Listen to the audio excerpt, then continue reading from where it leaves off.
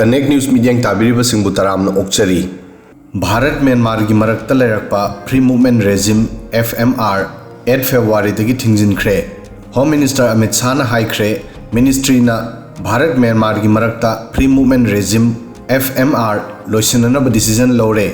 मसिना लेबा अनिमक की मरक्ता बॉर्डर की मनाक्ता लेबा मीसिंगी फ्री मूवमेंट थिंजिल्ले महांगना सोशल मीडिया प्लेटफॉर्म X ताहारी भारत की इंटरनल सिक्योरिटी अमदी नॉर्थ ईस्ट की स्टेट सिंगी डेमोग्राफी बु मेंटेन तौननबा डिसीजन असि लौबनी 1970 दा लेबा अनी की मरक्ता फ्री मूवमेंट की एग्रीमेंट तौनरमी मसिबु फ्री मूवमेंट रेजिम हाइना खंगनै अरुबो ओइना मसी 2016 दा रिन्यू तौखी मसिना लेबा अनी की मीसिंग अमना अमगी एरिया दा डॉक्यूमेंट यावदना चथोक चसिन तौबगी अयाबा पिरमी होम मिनिस्टर की अनाउंसमेंट असी म्यांमार दा रेबल ग्रुप अमदी आर्मी की मरक्ता अकन बलान चथरिबा मतमदनी मीडिया रिपोर्ट्स की मतुंग इना नवंबर दगी हौजिक फावबदा भारत म्यांमार की आर्मी चट्रुक चंसिलख्रे मिजोराम सरकार ने इशू असिदा सेंट्रल गवर्नमेंट दगी मतिंग निरमी मीडिया रिपोर्ट्स की मतुंग इना जनवरी दा म्यांमार दगी चलकपा आर्मी सिंगना मिजोराम की लोंगतलाई डिस्ट्रिक्ट की ट्यूशन लांगदा असम राइफल्स की नाक्ता संजफम लौखी मिजोराम अमदी म्यांमार की चीन स्टेट की मरक्ता किलोमीटर 413 सांगबो बॉर्डर लई म्यांमार आर्मी सिंह हायरमी वेस्ट म्यांमार स्टेट की रखाइंदा खुलाई पाइबर rebel group Arakan army AA की मिलिटेंट सिंगना मखोई की कैंप सिंह कैप्चर तौखिरमी मसी की मतुंगदा मखोई भारत चंसिलखी अराकन आर्मी म्यांमार की ख्वाइदगी पावरफुल ओइबा रेबल ग्रुप नि हौखिबा डिकेट अमदा अराकन आर्मी म्यांमार दा ख्वाइदगी पावरफुल ओइबा रेबल ग्रुप ओइना फागोलखी म्यांमार दा फरवरी 2021 दा मिलिट्री रेजिम चेंज की मतुंगदगी इलीगल मिग्रेंट सिंगी मसिंग यामना हेंगलखी मतम असिदा चौराकना लिसिंग निफुदगी हेनबा माइग्रेंट सिंगना मिजोराम दा संजफम लौखी अदुगा चौराकना लिसिंग मरी रिफ्यूजी मणिपुर दा लाखी म्यांमार दा रेजिम चेंज की मतुंगदा आर्मी ना डेमोक्रेटिक सरकार बु लौथोक्तुना पावर पाइसिनखी मफम असिगी state councillor Aung San Suu की अमदी प्रेसिडेंट विन मिंट याउना लीडर क्याबु फाखी मसिगी मतुंगदा मिलिट्री लीडर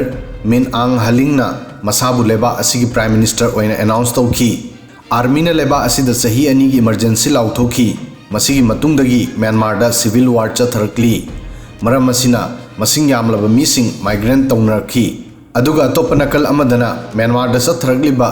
इरांग अमदी टेंशन की मरक्ता भारत की मिनिस्ट्री ऑफ एक्सटर्नल अफेयर्स ना मफम असिदा इंडियन सिंगदमक एडवाइजरी अमा थादोखरे मसिदा इंडियन सिटीजन सिंह बर्मा की रखाइन एरिया दा चथोक चसिन तौदनबा हाइख्रे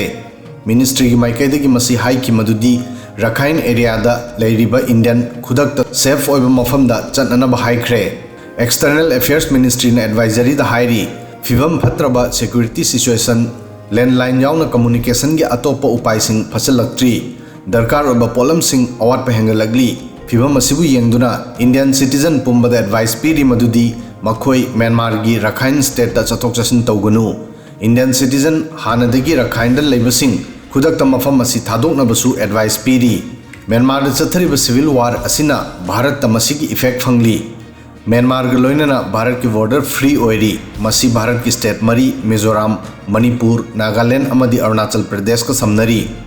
फ्री मूवमेंट रेजिम लोइसिनखिबगा लोइनना सेंट्रल गवर्नमेंट ना भारत म्यांमार की किलोमीटर 7,394 सांगबा बॉर्डर असी पुनः फेंसिंग खाननबा फिरेपसु लौख्रे सर्विलेंस की थबकता हेन खुदोंग चाननबा ngमखै संबल खाबदा पेट्रोल ट्रैक हापकनी मोरेदा किलोमीटर 10 की ngमखै संबल खाब लोइख्रे मखाताना किलोमीटर 10 संबल खाब की थबक एप्रूव तौख्रे थबा असी यामना थुना हौगदौरी